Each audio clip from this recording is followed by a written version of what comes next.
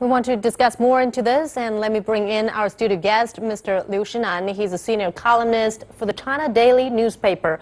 Welcome to China 24, sir.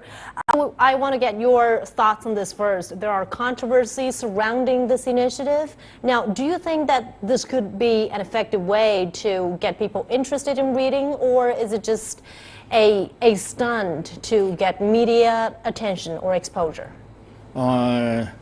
I think I don't think it is a very effective way, but it is a way.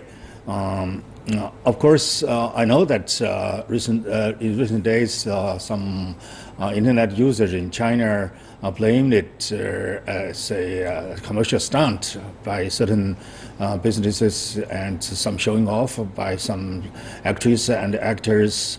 But even though I think maybe there are some elements of this showing off and business consideration, but I still believe that there is some element of sincerity in both the company sponsoring this activity and the actors and actresses, even though they are more oriented at promoting some commercial interest. I think we still that is still a good thing. Anyhow, it is much better than those commercial stunts which resort to some entertainment program that cater to people's low interest in athletics. So I still think we should confirm it. We should acknowledge it as a good thing rather than a bad thing, even though it may not be so successful. Mm-hmm.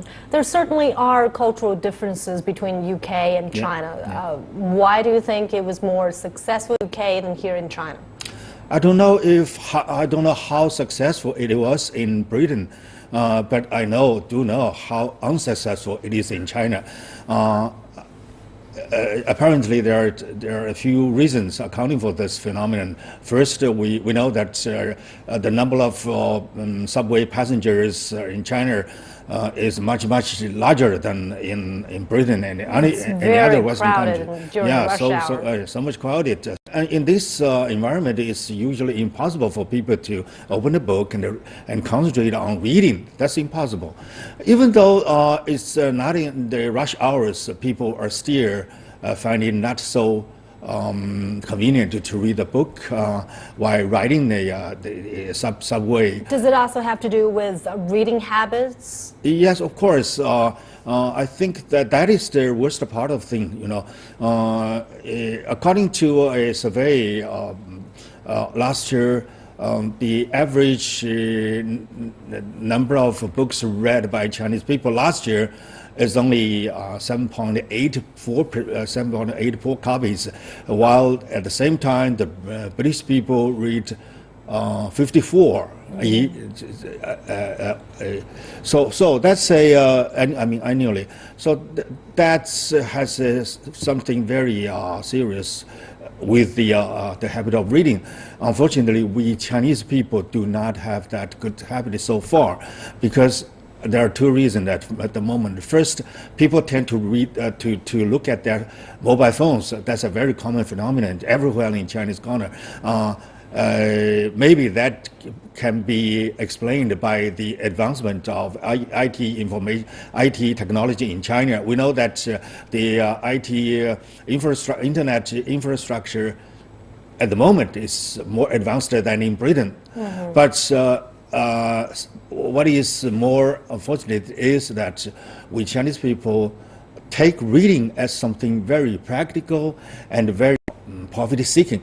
They only read those books which they can get very useful information instantly, and they tend not to read books that may help them cultivate their personal characters.